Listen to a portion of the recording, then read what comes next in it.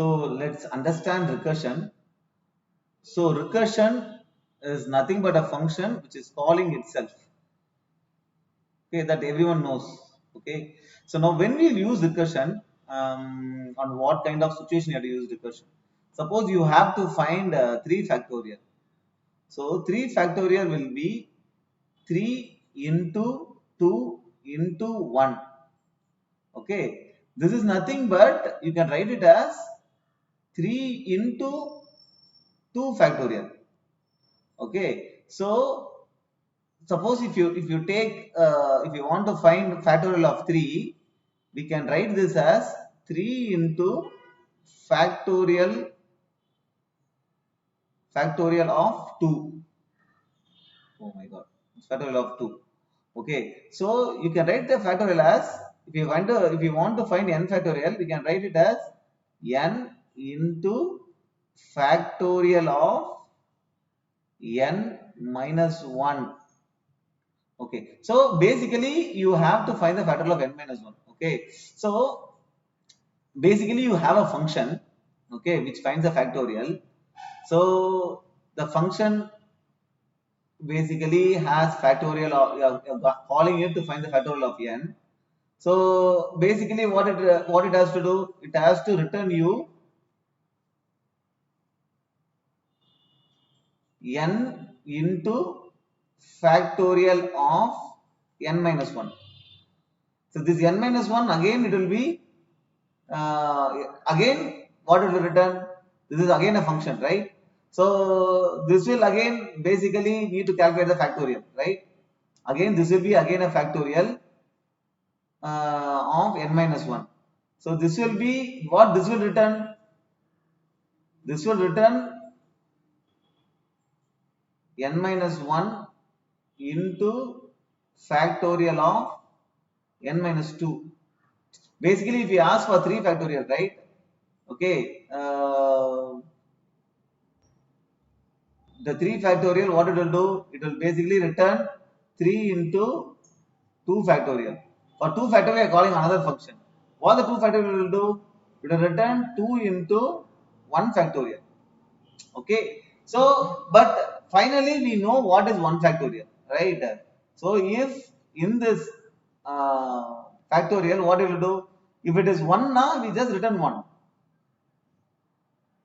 So this 1 value will return here. Okay, so 2 into 1 is 2. This 2 value will get returned where it is called, it's called here, it will get returned here. So 3 into 2, 6. 6 will be returned to the function which is calling this. Right? This is how the base of recursion. Now the important thing is, this all you have to treat it as separate functions, right? It's the same function only, but you are calling it again. The same function you are calling it again. So this is again a separate function, and this is again, it is calling again fact, and this is again a separate function. Okay, so when this base condition, this is what is called the base condition. So when the base condition returns, it returns to the previous value, and again that returns, and that is why you put a return here. You calculate, and then this complete value return it here, and this value get returned to their main base where it's getting called.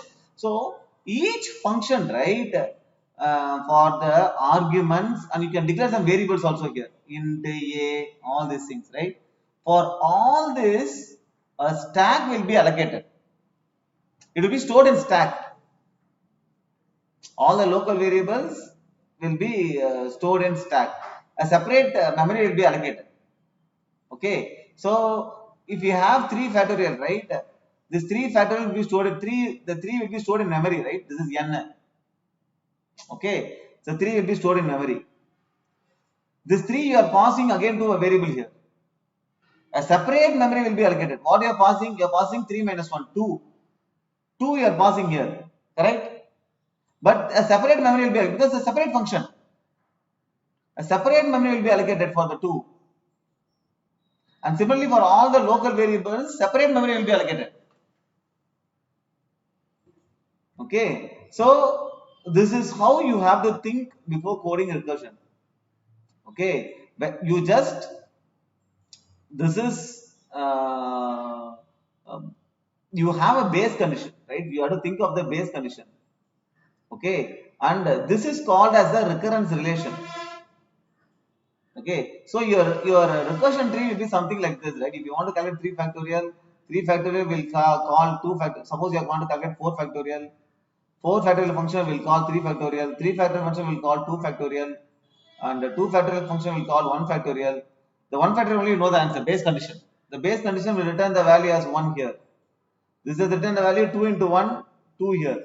Here 3 into 2, 6 here. Here 6 into 4, 24. This 24 will be returned upstairs. This is how the recursion happens. Okay. So coding recursion is straightforward. Inside the function have the base condition and then do the recursion relation. So if you want to code this, you want to find the factorial. Now what is the base condition?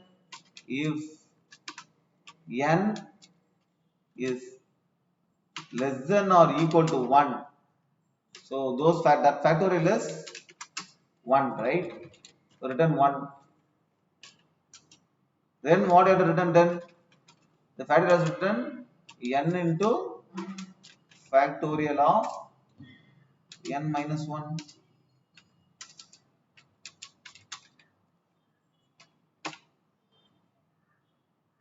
Okay, we tried 4 factorial, right? So tried 4 factorial.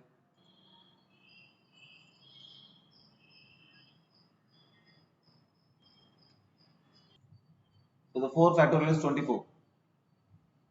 Okay, now let's assume you want to find the Fibonacci series of nth item. What the Fibonacci series looks like? 0, 1, 0 plus 1, 1, 1 plus 1, 2, 2 plus 1, 3. Okay, this is 2 plus 3, 5, 5 plus 3, 8. So let's assume this is the first item. Okay, suppose I want to find the first, second item, third item, fourth item, fifth item, sixth item. I want to find the sixth item. How I will find the sixth item? I need to add fourth item plus fifth item, correct? So to find Fibonacci of n, I have to find Fibonacci of n minus 1, and I also have to find Fibonacci of n minus 2. I have to find these two things and I have to add it. Okay, so I have to make two calls. First I have to find Fibonacci of n. Okay, so for finding Fibonacci of n, right, for finding 6, I have to find 5 and 4. To find 5 and 4, again I have to find 4 and 3. To find 4, again I have to find 3 and 2. Second item. But second item, you know that will be 1. So this can be a base condition. You can return 1 here. For finding third item, you have to find second item and the first item. Okay. So these two if you find, what will happen? This is the first item. Okay, this is the second item. This is the first item. So you add both these things to find here. This is written here. Okay, this is the base condition, so you know this. So and then what you do? You add these two things and for the fourth item. Once you find fourth item, you know the third item. This is all happened. You add these two things for the fifth item. Correct? So this is how you have to do. So how to write the simple code for this? To find the Fibonacci series? You need to have base condition. You need to find n minus 1, right? Because the base condition is going to anyway return. Once the base condition returns, top it is going to return. So the Fibonacci series, right? The base condition would be if n value is 2, return 1. If n value is 1, return 0. Right? That is the base condition. To find the nth item, what you do? You just need to return.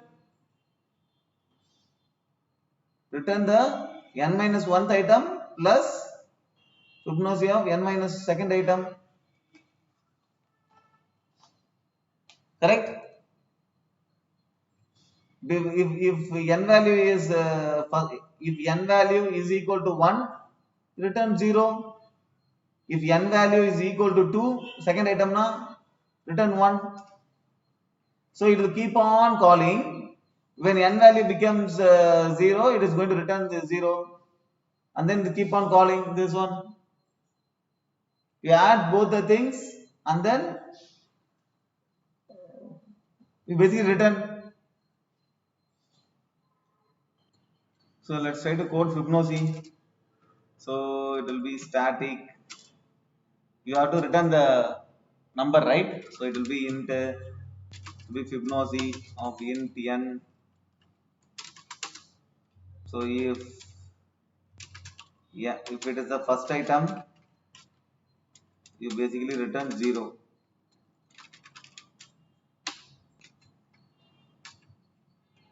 If it is the second item,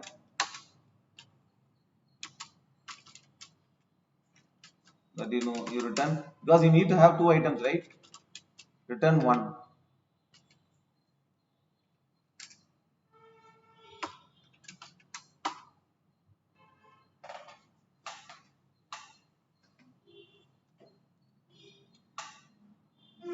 Mm, mm, mm, mm, mm. 1 plus 1 2. So if you are going 6 na, you will go for 6 minus 1 5 4 3 2. When you go to the second item, it is going to return 1, and then you will be calling n minus 1 n minus 2 again. So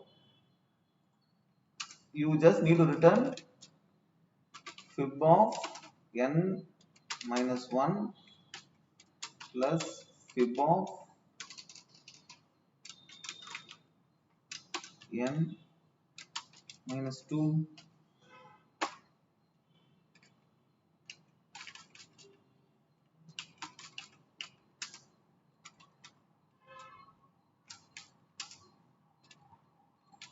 fib of, let's find the fourth item.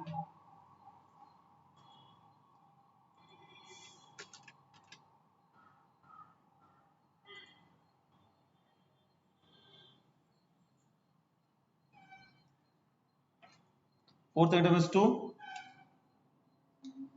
Correct, fourth item is 2. Let's find the sixth item. You can also just click up arrow and press enter. Fifth item is 5. Sixth item in the Fibonacci series. Correct, right? 3 plus 2 is 5. Seventh item should be 8, right? 5 plus 3 8, correct? Seventh item.